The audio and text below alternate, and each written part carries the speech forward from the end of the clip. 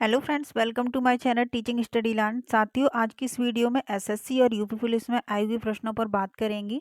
आपका जो कोई सा भी एग्जाम हो, चाहे एसएससी का कोई सा एग्जाम हो या फिर रेलवे का या फिर होने वाला यूपी पुलिस का, सभी एग्जामों के लिए ये वीडियो बहुत महत्वपूर्ण होने वाली है, इसलिए वीडियो को बिना स्किप किए पूरा अंत तक जरूर देखें। तो चलिए दोस्तों, आज की वीडियो शुरू करते हैं। अगर आप चैनल पर पहली बार आए हैं तो चैनल को सब्सक्राइब कर लें और बेल आइकन को ऑन कर लें। तो स्टार्ट करते हैं आज की वीडियो।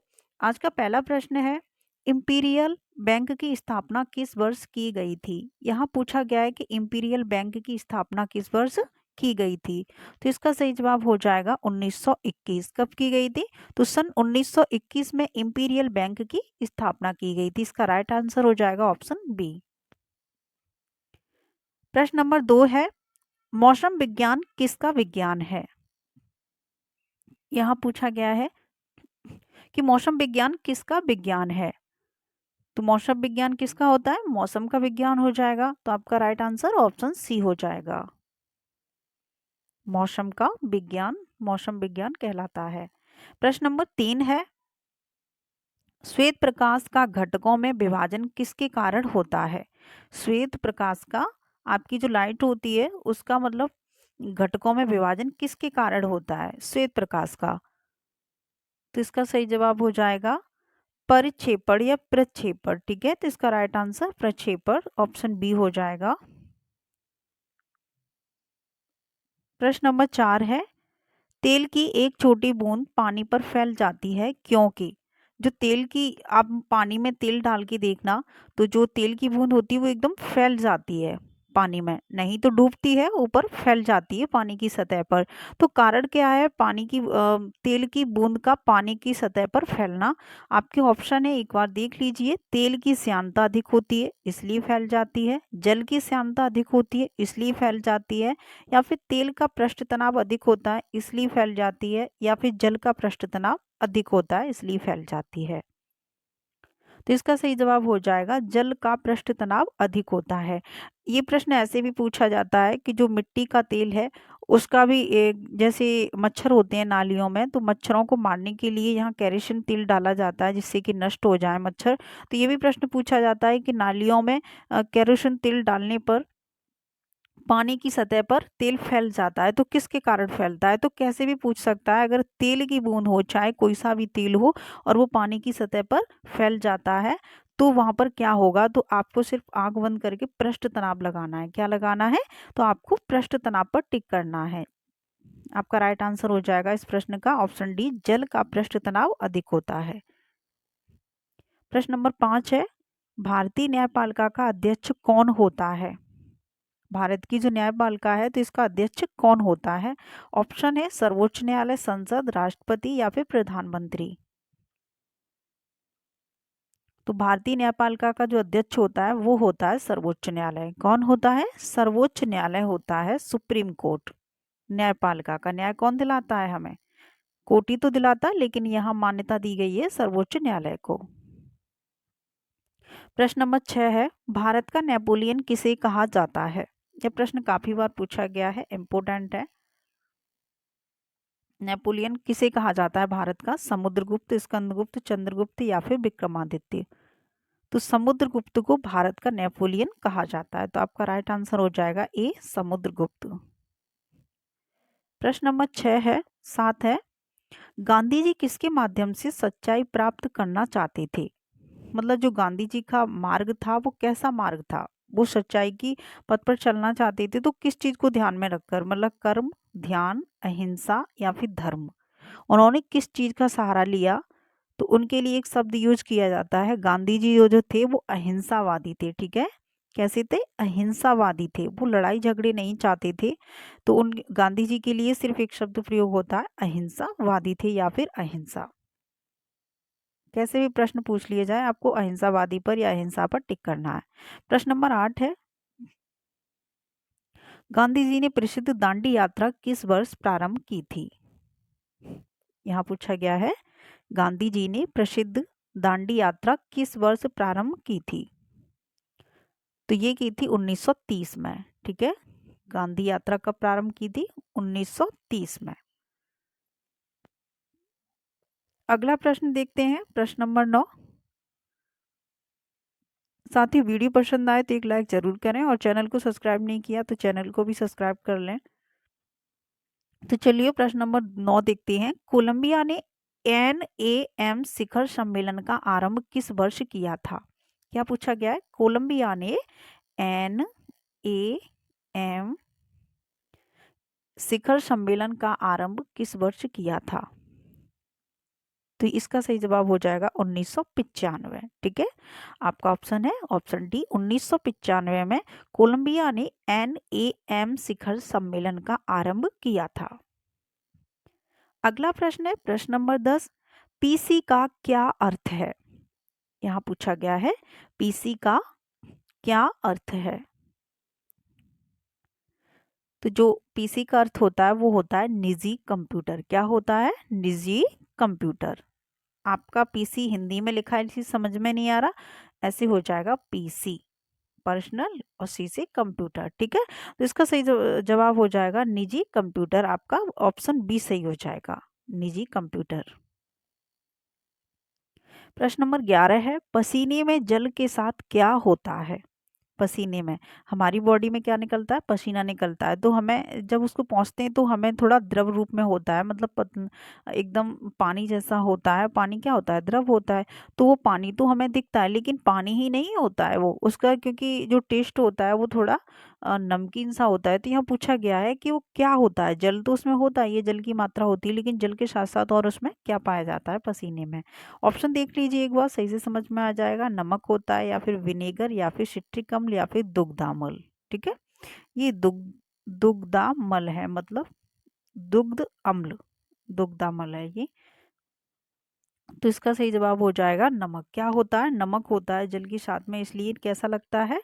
पसीने का जो टेस्ट होता है वो नमकीन होता है। प्रश्न नंबर 12 है।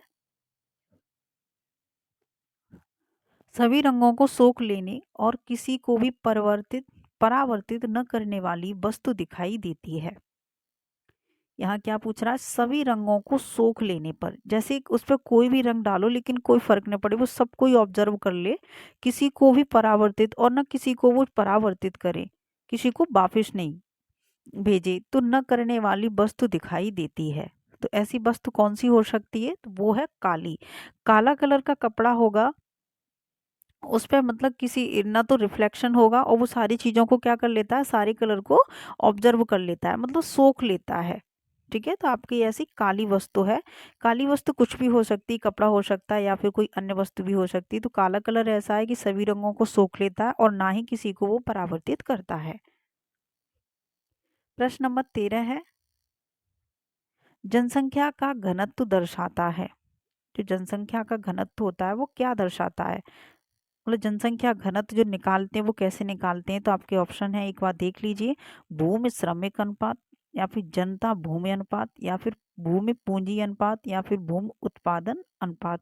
तो जो जनसंख्या घनत्व होता है तो वो क्या शो करता है? आपका सही जवाब हो जाएगा जनता भूमि अनुपात।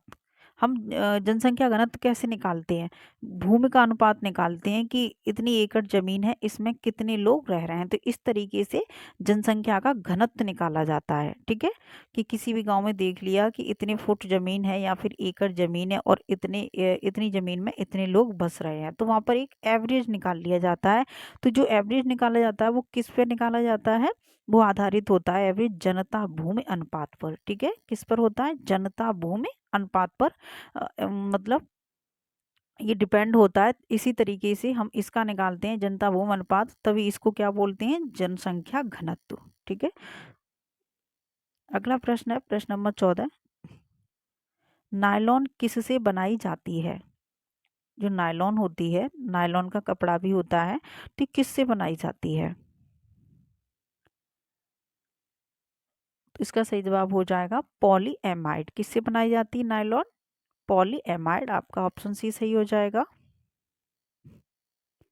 प्रश्न नंबर 15 है। कोका कोला कंपनी का मुख्य कार्यालय कहाँ है? क्या पूछा गया है? कोका कोला का मुख्य कार्यालय कहाँ पर है या मुख्यालय कहाँ है? तो कोका कोला का जो मुख्यालय है या मुख्य कार्यालय है वो है आपका एटलांटा में। कहाँ पर है? एटलांटा में। तो आपका right answer option A, Atlanta. प्रश्न नंबर 16 है, पहली औद्योगिक क्रांति किस देश में हुई थी? पहली कौन सी क्रांति है? औद्योगिक क्रांति किस देश में हुई थी? यहाँ देश पूछा गया है, जर्मनी, फ्रांस, अमेरिका या फिर ग्रेट ब्रिटेन। तो इसका सही जवाब हो जाएगा ग्रेट ब्रिटेन में पहली औद्योगिक क्रांति हुई थी। तो आपका right answer option D, great Britain. प्रश्न नंबर 17 है, भारत के समुद्री मार्ग की खोज किसने की थी? यहाँ पूछा है, भारत के समुद्री मार्ग की खोज किसने की थी? भारत के समुद्री मार्ग की खोज पूछी गई है, तो इसका सही जवाब हो जाएगा वास्को डी गामा। किसने की थी? तो भारत के जो समुद्री मार्ग की खोज की थी वो की थी वास्को डी गामा ने। आपका राइट आंसर ऑप्शन सी। अगला प्रश्न देखते हैं, प्रश्न नंबर 18। साथियों, वीडियो को बिना स्किप किए पूरा अंत तक जरूर देखें क्योंकि वीडियो बहुत महत्वपूर्ण होने वाली है। ये कोई सा भी एग्जाम हो आपका, सभी एग्जामों के लिए इम्पोर्टेंट है। प्रश्न नंबर 18 है, भारतीय विज्ञान संस्थान कहाँ स्थित है? भारतीय विज्ञान संस्थान कहाँ स्थित है? कौन सा संस्थान पूछा है, और ये संस्थान सभी एग्जामों में आते हैं, भारतीय विज्ञान संस्थान, और ये बहुत पूछा ही जाता है ये प्रश्न। तो इसका सही जवाब हो जाएगा बेंगलुरु में। कहाँ पर है? तो भारतीय विज्ञान जो संस्थान है वो है आपका बेंगलुरु में। प्रश्न नंबर 19 है, राज्य किसके माध्यम से काम करता है? जो राज्य काम करता है वो किसके माध्यम से करता है? सरकार, राष्ट्रपति, राजनीतिक दल या फिर दल का अध्यक्ष? तो जो राज्य काम करता है वो करता है सरकार के माध्यम से। ठीक है, तो आपका राइट आंसर हो जाएगा ऑप्शन ए, सरकार। प्रश्न नंबर 20 है, फूल सुगंध छोड़ते हैं।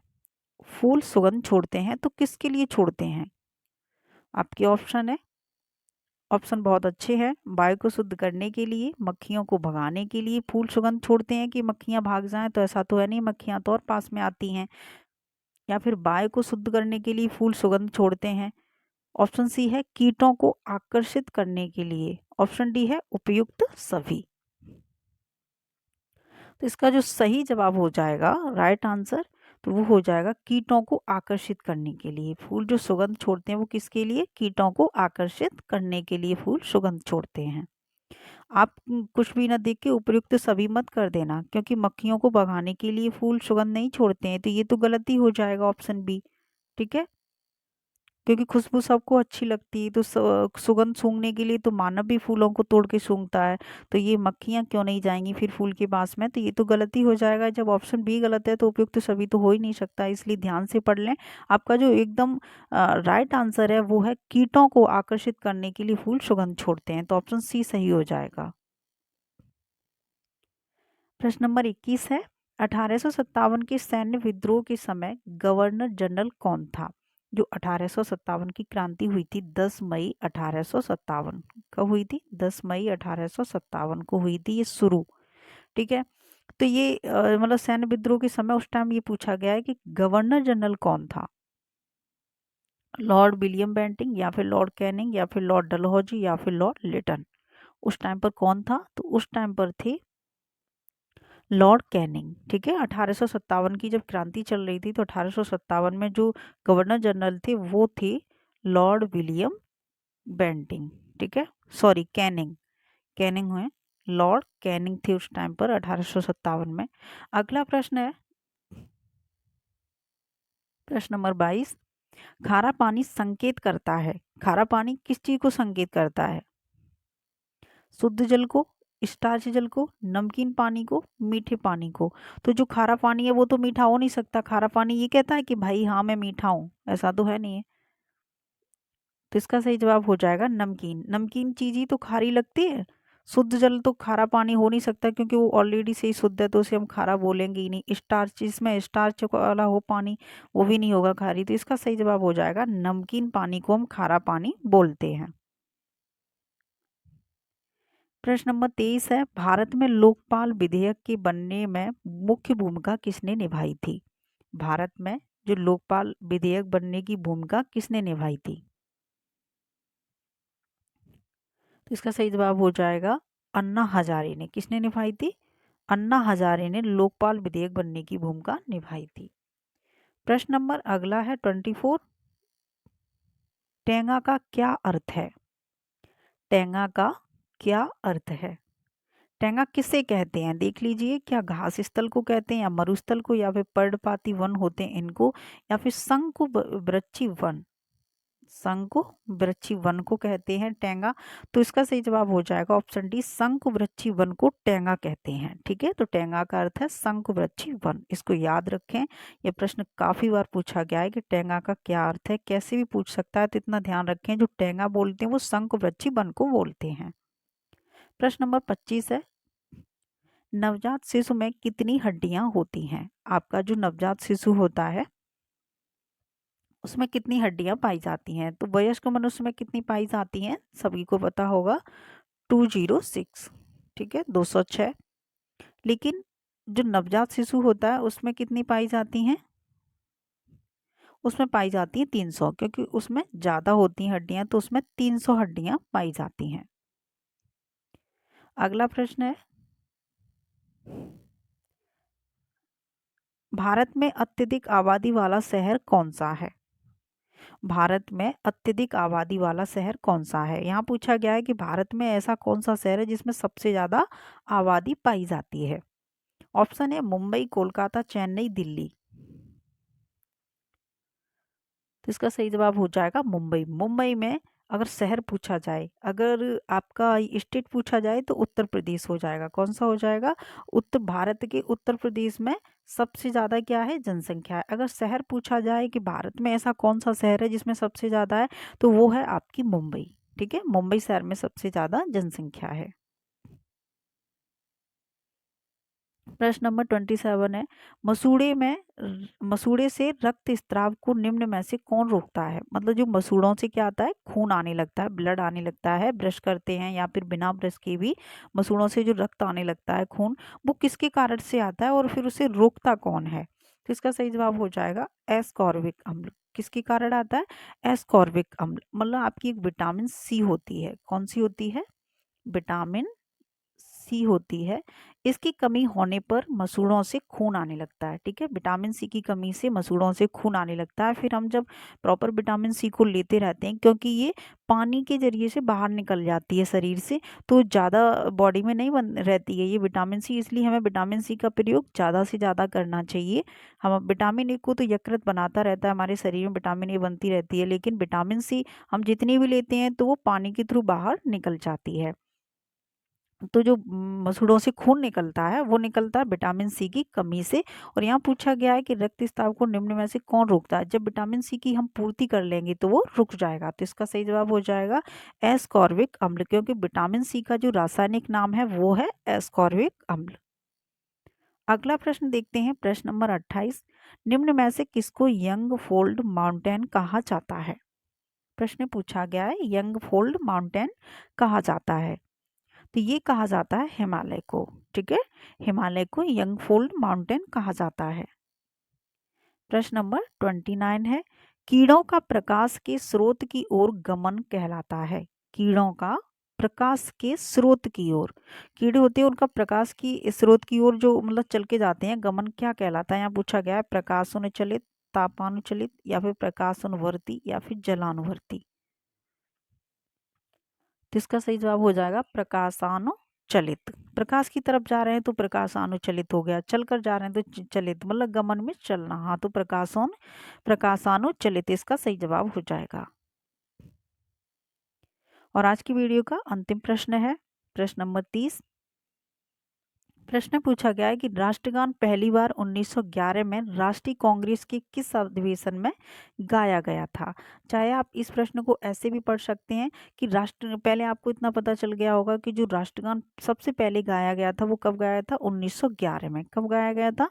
1911 में गाया गया था। ठीक है, लेकिन यहाँ पूछा गया है कि राष्ट्रगान पहली बार 1911 में राष्ट्रीय कांग्रेस के किस अधिवेशन में गाया था? अधिवेशन पूछा है यहाँ पर कि जो पहली बार राष्ट्रगान गाया गया था वो किस अधिवेशन में गाया गया था। आप इतना याद रखें, ये भी प्रश्न बनता है कि राष्ट्रगान सबसे पहले किस सन में गाया गया था? तो 1911 में सर्वप्रथम राष्ट्रगान गाया गया था। अधिवेशन की यहाँ बात हो रही है कि किस अधिवेशन में गाया गया था। तो अधिवेशन दिए हैं कोलकाता, लखनऊ, पुणे या फिर मुंबई। और इस प्रश्न का जवाब आप सभी को देना है। हमें कमेंट बॉक्स में कमेंट करके बताएं कि इसका सही जवाब क्या हो जाएगा। और साथ ही आप सभी के कितने प्रश्न सही गए ये भी हमें बताया करें कमेंट करके। तो चलिए दोस्तों, आज की वीडियो बस इतना ही था। अगर वीडियो पसंद आई हो तो एक लाइक कर दें, और चैनल पर पहली बार आएँ तो प्लीज़ चैनल को सब्सक्राइब कर लें, बेल आइकन को ऑन कर लें। तो चलिए साथियों, आज की वीडियो यहीं समाप्त करते हैं, फिर मिलते हैं अगली वीडियो में। तब तक के लिए धन्यवाद साथियों।